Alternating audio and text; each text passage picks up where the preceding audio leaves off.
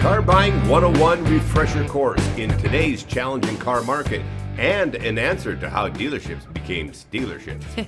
Hi, I'm Kevin Hunter, the homework guy, here today with the amazing Elizabeth, the homework gal. So you've been looking to buy a new or new to you used car, have you? If you didn't already know, a well-executed car buying process commonly involves mind-numbing hours of searching and researching. And yes, even for us. Including an abundance of painful and stressful price haggling and encounters with different dealerships that, all of which, quite frankly, leaves you feeling frustrated. With all the games dealers are playing with pricing, added fees, and forced add-on products, the whole thing can be described as a nightmare. Cars are, of course, expensive, especially with the supply chain fiasco creating shortages and pricing spikes, but it's not as simple as that. Shopping for cars is not like shopping for any other products. Unlike, say, computers or refrigerators in a retail setting, cars are typically not sold for one standard price. The truth is, 10 people could go into a dealership and each pay a wildly different amount to buy the exact same vehicle, with each one hearing a very different story behind why the vehicle is priced that way. Yeah. Not a lot of which makes sense to pretty much anyone. Economists label the car dealer type of pricing strategy as price discrimination. That's where, instead of charging everyone the same price, sellers charge people different prices based on their willingness to pay or the ease to which they can be buffaloed.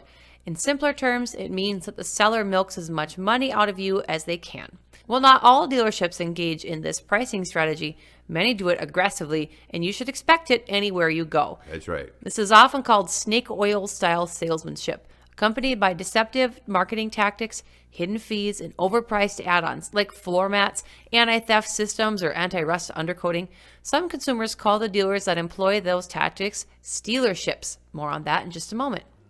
It's a little bit ironic, don't you think, that dealers call window etching an anti-theft system when the first one who gets hosed by it is the person who buys it, already proving that it doesn't stop you from becoming a victim of robbery. Oh, touche. The tricky pricing strategy used by dealerships can be maddening for consumers, and many find the haggling over the price of a new car or truck with slick, commission-seeking sales staff to be intimidating and exhausting. So who bears the brunt of this stealership pricing strategy? A number of studies find that dealerships tend to charge minorities more than white people. Another study finds that older people tend to be charged higher prices than younger people. Definitely. And that older single women tend to be charged the highest prices of all. It's a proven fact that there's a big price tag for being a customer that's too nice and respectful. One study found that dealerships tend to treat a buyer's decision to trade in their used car like a neon sign on their foreheads flashing, "Charge me more." Yeah. That's because trading in your used car, while easier than selling it directly, also fetches less money, often far less money.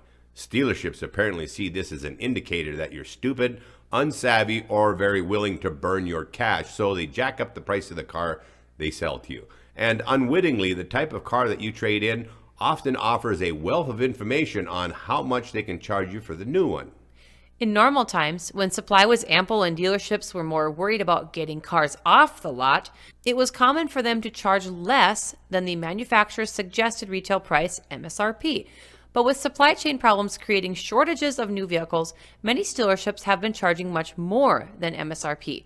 We've all become very familiar with what is known as a market adjustment. Indeed. Meanwhile, the dealerships that don't add markups to MSRP are seeing their inventory depleted quickly and often have wait times for months or even years for these coveted vehicles.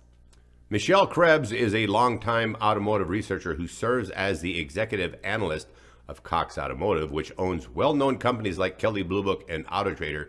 She said, "This is the first time in my career that I've seen most dealerships charging at list price or over," she says. And it's simply because there's high demand, low inventory, and they can do it. Krebs says that she's seen some cases where dealerships have charged buyers literally tens of thousands of dollars over MSRP, as have we. Dealerships are typically independent franchises of their affiliated automaker, which means they are autonomous businesses that can basically do what they want when it comes to setting prices. And they do exactly that, don't they? But many automakers are not happy that their franchises are charging crazy high markups. A recent study from the consumer group Growth for Knowledge suggests that excessive price gouging sours consumers on not just a particular dealership, but the brand as a whole. At least some automakers seem to know this. Earlier this year, Hyundai Motor Company sent a letter to its dealerships urging them to end deceptive practices such as advertising a low price online and then charging a much higher price when customers go into the store. The company complained that sky-high markups were damaging our brand's long-term ability to capture new customers and retain loyal ones. And likewise, Ford Motor Company urged its dealers to cut down on markups and threatened to cut back on sending them Ford's most coveted vehicles if they didn't. And yet, the new Ford F-150 Lightning electric pickup truck and the Ford Bronco are some of the most marked up vehicles on the market, regularly being priced at much higher than what Ford has said they should be sold for. The problem for Ford is that dealerships are independent and the manufacturer's suggested retail price is just that, suggested. And hard-headed, greedy dealers aren't often open to suggestions, even when those suggestions come from the manufacturer of their own cars. Newer automakers like Tesla and Rivian have been trying to build distribution and service networks that dump the use of independent dealerships. They've built a direct-to-consumer retail model in which consumers custom design their vehicles on the internet and receive them directly from the manufacturer without dealership middlemen and exhausting haggling over price with commission-seeking salespeople. They also pay a lot more for these cars. For in-person needs, these automakers provide their own facilities and service centers. However, there are state franchise laws across the country that protect independent dealerships, and these laws have made it difficult to disrupt the dealer system and offer consumers potentially a better way of buying vehicles. To be fair to dealerships, not that we need to. No. They do provide important services. They offer a distribution and service network, which is seemingly vital to both manufacturers and car buyers. They offer buyers the ability to check out, test drive, and learn about cars at their facilities, which really do cost a lot when it comes to real estate, inventory, and manpower. If the manufacturer recalls something, there are thousands of local dealerships across the nation there to fix the problem. They also, of course, create a lot of jobs in local communities. But while having a sprawling network of local dealerships may seem valuable, this geographic reach also gives them super-sized political power. If you wondered why dealerships seem to get away with the shabby and often unethical treatment they give people, that's the very big reason why. Spread out all over every major metro area, local dealerships are important constituents for a whole slew of federal, state, and local politicians, and they pander to them constantly.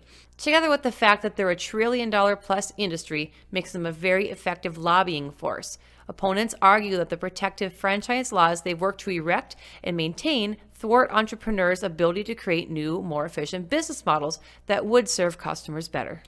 It is a known fact that state legislatures passed franchise laws and continue to overwhelmingly support franchise laws to separate car sales from manufacturing, prevent monopoly pricing by factories, promote competition in auto sales and service, and keep jobs and investment local. The franchise system definitely delivers on these benefits. Some claims, like the fact that local dealerships create jobs, are undeniable. Others are highly debatable. First of all, there are more than a dozen automakers in the United States, so no single car maker comes close to being a monopoly. And there's no clear data pointing to how adding a middleman to the process reduces the prices for customers. Hardly. Yeah, especially when you consider that this middleman, the car dealer, often resorts to a slew of tactics that tend to raise the price. Many of today's dealerships, by the way, are not mom and pop shops. The Nope. industry is seeing growing consolidation, with multi-billion-dollar corporations now owning hundreds of dealerships across the nation. A very bad thing for the consumer. Arrogant multi-billion-dollar corporations which act like they are above the law. Earlier this summer, the FTC proposed new rules aimed at combating the sleazy skullduggery found at many dealerships. We covered those not long ago. The FTC said, as auto prices surge, the Commission is seeking to eliminate the tricks and traps that make it hard or impossible to comparison shop or leave consumers saddled with thousands of dollars in unwanted junk charges. The new rules the FTC proposes include a ban on deceptive advertising in which dealerships market cars as way cheaper than they actually intend to sell them for, a ban on junk fees for fraudulent add-on products and services that provide no benefit to the consumer, and a requirement that dealerships disclose upfront all costs and conditions for buying their vehicles. Well, not surprisingly, the fat dogs over at NADA opposed these proposed rules, but with the help of our viewers, the FTC slammed the door in their faces. And good on them for doing that.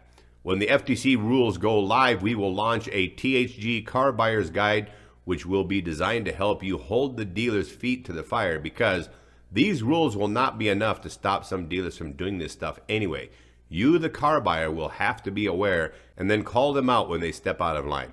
So, how do you buy a car in today's current market and dealer conditions? Great question. For years, we've always advised you to do your homework, talk to your own bank or credit union first, and then practice patience and persistence. That's still true. Yeah. You have to be willing to walk. You might need to keep looking even after you think you got close to making a deal.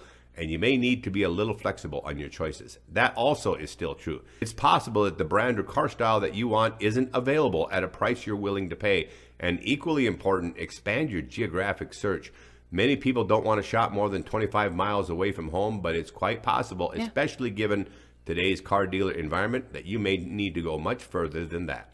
On a closing note, a brief word on our sponsored product, MPG Extreme. If you're a current user of premium grade fuel in the hope of getting better fuel economy, make sure you see Scotty Kilmer's video titled 7 Fuel Myths Stupid People Fall For. Sorry for his insulting title. And then, here's a short video clip Kevin shot for you at the fuel pumps today. All right, so here's the 87 to 91 octane. A lot of people say, instead of using X-Cap, why not just buy premium fuel? Well, 389 is what the 87 is, and 449 is what the 91 is. Now, if you look at the difference, got a 27-gallon tank. Generally, I always have a 26-gallon top off when I tank it up, and so 26 gallons by 389 is 101 bucks. 449 times 26 gallons is 116.74. So a pretty big difference in cost. According to Scotty Kilmer, higher octane fuel is a waste of money. It does not have greater energy content. It does not burn hotter, faster, cleaner, or more fully. But it definitely costs you more, as I showed you right at the gas station. 87 octane fuel at $3.89 and 26 gallons is $101.14. 91 octane fuel at $4.49 is $116.74, a difference of $15.60. And all I get is the bragging rights that I'm burning premium when I buy it. Meanwhile, the X-Cap gives me 22% boost in fuel economy using just 1.5 tablets of the X-Cap by MPG Extreme. For just $3 worth of product when purchased in the ISR pack, a significantly cheaper option than buying premium fuel, and it delivers a proven positive result. The X-Cap lowers emissions, boosts octane, improves power and performance, and I don't have to spend an extra $15 per tank for gas to get those benefits. The good news is neither do you. Order your X-Caps today and start benefiting from fuel savings, not just in miles per gallon, but also by avoiding the extra cost of premium fuel. Thanks everyone for coming back, and a special thanks to the hundreds of you who have jumped at the opportunity to try MPG Extreme. Saving money on gas or diesel and supporting our THG channel. It's a perfect win-win. I'm Kevin Hunter, the Homework Guy, signing off with amazing Elizabeth, the Homework Gal. We gotta go.